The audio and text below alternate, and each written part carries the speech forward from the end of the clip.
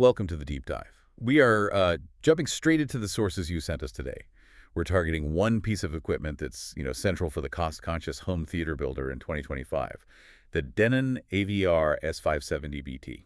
Right. It's touted as one of the most affordable ways to get 8K video pass-through. Exactly.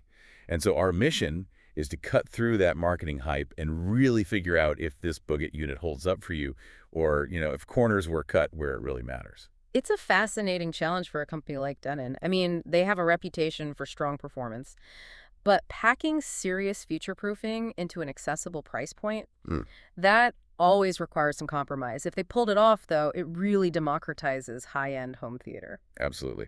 So the first point the sources make, and this is great news for anyone who dreads setting up complex electronics, is the ease of use. The setup is described as, and I'm quoting here, surprisingly straightforward. Yeah, we're talking clean graphical interfaces, menus that actually make sense. It just makes connecting everything so much smoother. Okay, but what's truly critical here, and the review really dissects this, is the technical side, the connectivity.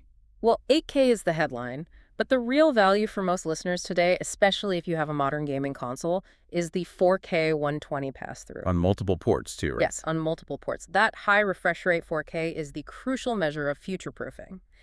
By including that, the S570BT is competing on connectivity bandwidth alone against units that cost twice as much. So it's easy to use, and it handles the video bandwidth. Yeah. But the core question for any receiver is always fidelity. How does it actually sound? The sources are impressed, specifically for the price. It delivers a balanced and pretty authoritative sound. So with the right speakers, you're getting that room-filling sound. You are, and crucially, it maintains clear dialogue even when things get really chaotic on screen. The mid-range stays clean and extended. You definitely need a subwoofer, though, for that truly deep bass. But that's standard advice in this segment. And it includes built-in calibration, which sounds like a massive shortcut for listeners who aren't audio experts. But is it just a watered-down gimmick? How much can it really help in a typical, maybe poorly laid out living room? That's a great question. It's not a magic bullet that can fix major acoustic flaws in a room, but it simplifies the whole optimization process. It automatically handles the essentials, calculating speaker distance, adjusting the initial level balances. For the everyday user who just wants great sound without needing specialized gear, it's absolutely critical. It gives you a great starting point. That makes sense. Okay, so we know the benefits. Let's talk about the expected limitations. Where do the trade-offs start to show up? The trade-offs are exactly where they should be, I think. They're in the advanced processing features, the things that most cost-conscious builders might never even use. Like what, specifically? Well, you're not getting the absolute deepest room correction software, which is designed to, dynamically fix really difficult acoustic issues.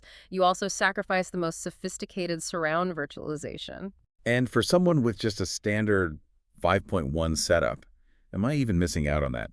Sophisticated virtualization. Likely not. Virtualization is just software trying to make 5 speakers sound like 7 or 9, simulating height channels. If you're sticking to a standard 5.1 setup, that feature is often superfluous. Where an audiophile will notice a difference, however, is in a general lack of refinement compared to premium models. Meaning what? Less dynamic range? Yeah, that. At very high volumes, you might experience slightly less dynamic range, maybe some subtle increases in distortion compared to a $2,000 unit. So it's a trade-off of marginal fidelity and advanced features for accessibility and, simplicity. Precisely, and that simplicity is the whole point. These missing advanced settings are exactly why the unit is so accessible, and more importantly, why it avoids being overwhelmingly complex for most people. It covers the home theater essentials exceptionally well. So to wrap up, the final verdict from the sources seems clear. The Denon AVR-S570BT is a smart, capable choice for a first-time home theater setup. It's got dependable sound, fantastic ease of use, and genuinely essential 8K and 4K 120 support. That accessibility really is the unit's strength. But for you, the listener, here's a final thought to mull over. If the most tangible difference between a budget receiver and a premium one is only noticeable when you really crank the volume up to maximum, how much is that marginal top-end acoustic refinement truly worth to your daily viewing experience?